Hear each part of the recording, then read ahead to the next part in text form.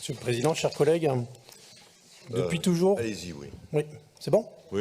Très bien, merci. Depuis toujours, nous soutenons les politiques en matière d'habitat, notamment en ruralité, car nous sommes trop souvent les grands oubliés de la région et de l'État.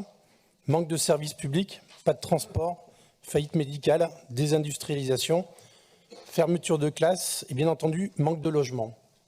En France, la politique d'aménagement du territoire a trop longtemps été délaissée par les pouvoirs publics. Plus que jamais, notre pays a besoin d'un rééquilibrage territorial en faveur de la ruralité. Car pour revitaliser nos territoires ruraux, il ne suffit pas d'y construire de logements. Encore faut-il qu'on puisse y travailler et bénéficier de services publics suffisants pour y vivre. Alors oui, sur le principe, à votre règlement d'intervention habitat, mais nous serons vigilants concernant plusieurs points. 1. L'équité sur l'ensemble du territoire régional pour que chaque territoire qui en a besoin bénéficie d'une offre accrue en matière de logement. En 2. La lourdeur bureaucratique pour constituer des dossiers qui restent un frein pénible. Le coût et l'accès à un habitat décent, car il s'agit aujourd'hui d'un frein pour de nombreux ménages, surtout dans le contexte inflationniste actuel, et ce règlement n'y apporte aucune solution. Le développement effectif de l'hébergement des saisonniers du tourisme et de l'agriculture, qui est devenu urgent et indispensable dans des zones géographiques, notamment sur les zones touristiques du littoral. En outre, nous sommes particulièrement inquiets d'un possible désengagement de l'État sur cette question, alors que la réponse à cette crise du logement imposerait une politique d'investissement beaucoup plus volontariste de l'État, notamment par le biais d'incitations fiscales. Celui-ci envisage de décentraliser une partie de ses compétences en matière de logement. Or, il est illusoire de penser que notre région pourrait à elle seule avoir les moyens financiers de mener une politique suffisamment ambitieuse dans ce domaine. Rappelons ici que votre volonté de développer l'habitat en Nouvelle-Aquitaine va se heurter de plein fouet à la mise en œuvre du ZAN qui empêche de nombreuses petites communes de construire de nouveaux logements pour faire face à une pénurie.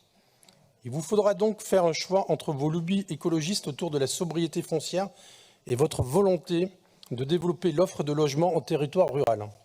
Enfin, nous tenions à vous rappeler que nous défendons la priorité nationale en matière d'habitat, c'est-à-dire que les logements soient réservés en priorité aux personnes de nationalité française.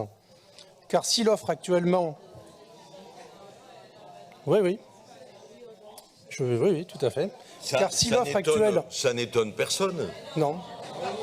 Voilà, J'ai la suite. Car si l'offre actuelle en matière de logement destinée aux ménages à revenus modestes est parfois trop limitée dans certains territoires, avec plus de 105 000 demandes non pourvues en Nouvelle-Aquitaine, ce problème a effectivement un lien avec l'immigration massive subie par la France depuis 40 ans. Ne vous en déplaise. Et quand nous serons au pouvoir, et cela va arriver, nous poserons la question aux Français par voie référendaire. Car nous n'avons pas peur du peuple. Cette question portera sur l'immigration et le sujet d'assurer la priorité nationale d'accès au logement y sera inscrite.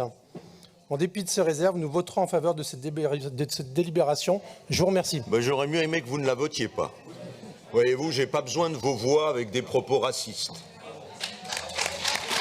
Non mais Monsieur le Président, c'est pas des propos racistes, on a le droit d'avoir nos idées. Et David... Monsieur le Président... Et on n'a pas besoin de votre accord pour voter ou pas une délibération, Monsieur le Président, mais pour qui vous prenez à un moment donné... Monsieur d'Artigol, vous avez la parole. Tu n'as pas le monopole de la morale, cher Alain. Par rapport à vous, si. Et les mots ont un sens, Monsieur le Président. Ni celle du cœur, du reste, ni celle du cœur. Alors, Monsieur d'Artigol.